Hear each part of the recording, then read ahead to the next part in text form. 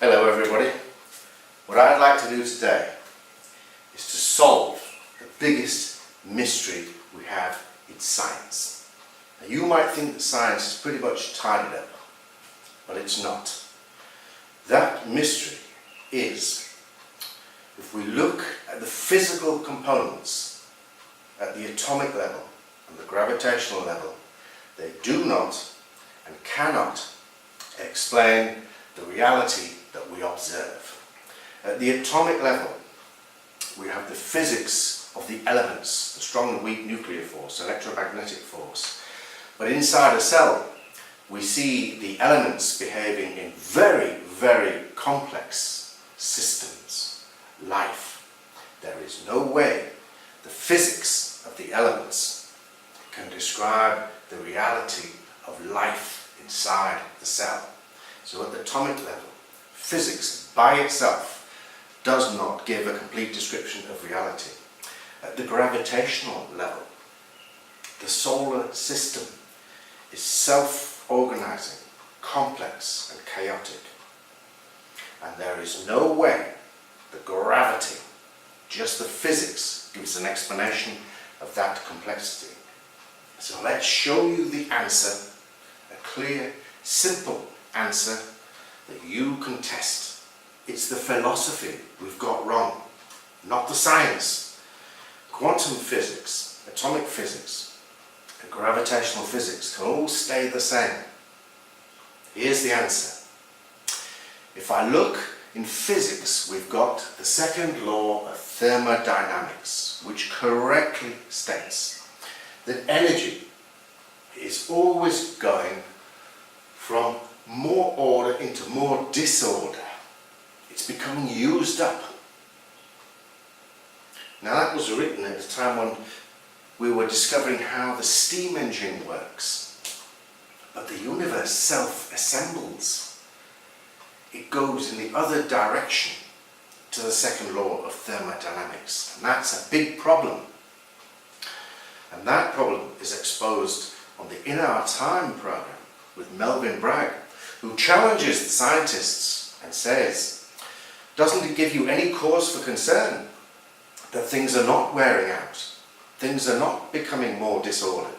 He can see the reality of life and the mathematical systems which build themselves. And the scientists put him down and fob him off. And he says, well, you're just getting away with it. And he's right. So here's the answer. If I just use physics describing the energy and ignore the structure which is building up in the universe, which stars and elements start that complexity. I've got just protons and neutrons, electrons here in a chaotic mess, randomness, which goes into an order. I've got a duality in reality described by the physics and the mathematics. It's a dual system. The physics, the simple physics of the forces, and the mathematics of non-linear dynamics, which sits on top of the physics.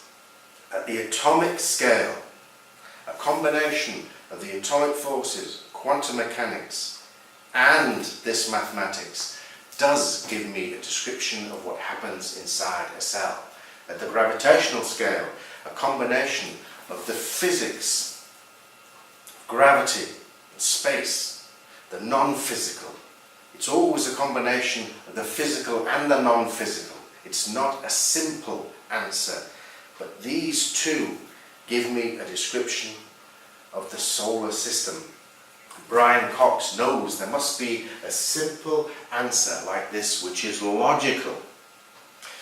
That the reality we observe is a combination of physics and mathematics that's doing itself.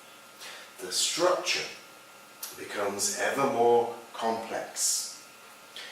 So I see here now a duality. It's a dual answer. There are no single answers. At the gravitational level, I get a mathematical structure caused by the mathematical relationship of space and matter. And matter is not made of little units of substance. It's a complex system of energy, which is units of energy. We call particles. They are not particles of substance. They're units of energy. They can also be waves of energy and fields of energy. I need all three to describe the matter, the structure here, the properties of mass and volume emerge from units of energy, waves of energy, and fields of energy in a complex interaction. I need all three. So that gives me a picture of reality where I've got three different kinds of relationships. It's a relationship which is important, not the single part, the single entity. That doesn't work. So I've got three different parts of relativity. I've got relationships between space and matter. I've got another relationship between space and matter. The magnetic field outside the Earth is exactly the same principle as general relativity. The matter distorts the space changes the matter into a magnet. It's a relationship. And there's another kind of relativity, quantum chromodynamics, where units of energy we call fermions interact with units of energy we call bosons. Units of energy which are strong and weak. And now I've got space, strong space, magnetic space, non-physical, and weak space, gravitational space. And I get a little pattern made from the first two prime numbers that Marcus de Saussure would love to be able to explain how the prime numbers explain a beautiful little algorithm which now builds the standard model. We've got two rows of the standard model correct, the quarks and the leptons, and now we can put in three parts of relativity, three forces which come in pairs, just the same as the quarks and leptons. A relationship between matter and space, a different relationship between matter and space, and a relationship between fermions and bosons. Three pairs of forces. Gravity generates its own opposing forces. That's why the Earth doesn't fall into the sun. So that is a description which is clear, clean and logical. I cannot make a star unless I make elements at the same time. That is a mathematical structure which is geometric. The elements are numerical structures. I need the energy being released here to build this. I need this to cause that energy to be released. And I need the complex mathematics of nonlinear dynamics to explain the turbulent motions of the energy inside the star. It's a complex system of what's happening at the atomic scale and the gravitational scale, going from simple to complex. That's the universal behavior. So we can keep our quantum mechanics, atomic behavior and gravitational behavior, but the universal behavior of both of them goes from simple to complex, both at the same time. So we have to erase from our minds any notion that just gravity makes the star. It's a complex system of push coming out from the energy being released by the construction of elements holding that star up. And a planet needs the repulsion of the atomic forces to hold that star up. It's a relationship between the forces, not one force just making this. So I would like to offer to Brian Cox an answer in which he doesn't have to use an expression where he says the forces of nature, the laws of nature. He can't say the laws of physics build the solar system, and he knows that, so he has to skip over it quickly. He can't say the atomic forces, the elements just build life. He has to skip over that. But he can say a combination of physics and mathematics build the solar system. A combination of physics and mathematics build the atomic world, which even at the simple scale of molecules requires group mathematics to describe the behaviour. A combination of atomic forces, nuclear forces and group mathematics produce this. A combination of atomic forces and complex mathematics, which goes in cycles, it's dynamic. I get feedback systems which produce the mathematics of life. So there's an answer that we can all challenge and say, well, is it logical or not? Does my simple description, which uses a combination of physics, which comes as a duality, atomic physics, gravitational physics, and chaos and complexity, which come from the mathematics of nonlinear dynamics, and I put that on top of the physics, and I get a description of reality, which is the same as we observe. So, I would like to give that to you, and you can challenge physics professors to say, is that true or is it not true?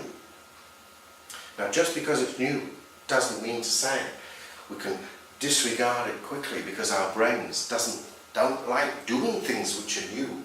Our brains work on this, a combination, the physical parts of the brain and the mathematics of nonlinear dynamics and feedback loops, which are nothing to do with the physical parts of the brain. So that gives you an answer as to why consciousness cannot be found by looking at the brain any more than the solar system, this beautiful behaviour I see in the rings of Saturn, cannot be found by looking at the physical parts of the solar system and inside a cell.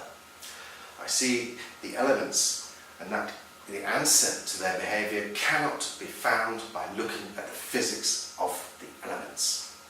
So here we have a simple new description which gives us a new picture of the standard model in which we can keep the two rows which are correct, and we can put the three different kinds of relativity relationships at the nuclear level, the quantum chromodynamics, quantum electrodynamics and gravitational level. I get a beautiful little pattern which comes in three pairs of dualities, and I find I can put the rest of mathematics into the same pattern. Three pairs of numbers. I get positive and negative numbers which are symmetrical. I get odd and even numbers which are asymmetrical. And I get real and imaginary numbers which now sit in the same pattern as the atomic forces. And Marcus de Sauter has already seen that atomic theory and number theory match up. We've known that for a long time. Everything that you see in physics shows up in mathematics. Everything that you see in mathematics shows up in physics. And we already can state that all the physics properties come in pairs. That shows up in mathematics as Fourier transform pairs. Nothing exists as a singularity. A black hole is a relationship between units of energy and space. The connectivity, the space which is in between the atoms here is holding that together. There are no little units of substance. So that description of matter as a system between units of energy, waves of energy, and fields of energy gives me a description which is exactly the same as we observe. So if you'd like to find out more about this, you can drop us an email. It's already been written out in a standard academic paper, but it's very long and very complex. If you just deal with the second law of thermodynamics and the fact that we have to consider everything as a mathematical structure, this snowflake is both a mathematical and a physical structure at the same time. And this book here our mathematical universe tries to give an explanation that we've got to take this mathematics into account. It's mathematics which is doing itself, and I can't see the mathematics by looking at the physical entities. So that's where we've been fooled. Newton found that out. Poincaré does give us a mathematical description of how the solar system can be chaotic and complex. But it's mathematics which is not inside the physical components. So I see the same planets as a binary system, binary star, or just the Earth and the Moon, very, very simple behaviour, but then I see the complex behaviour in the harmonic resonance, which produces patterns like this. We see mathematics all over nature, and that mathematics cannot be explained by using physics on its own. This is already being taught in Asia, and if you show this logical, consistent model to students and ask them, which would you prefer to learn? Something that doesn't make any sense, just trying to use a physics, or a description which matches exactly the reality we observe? Thank you. Bye for now.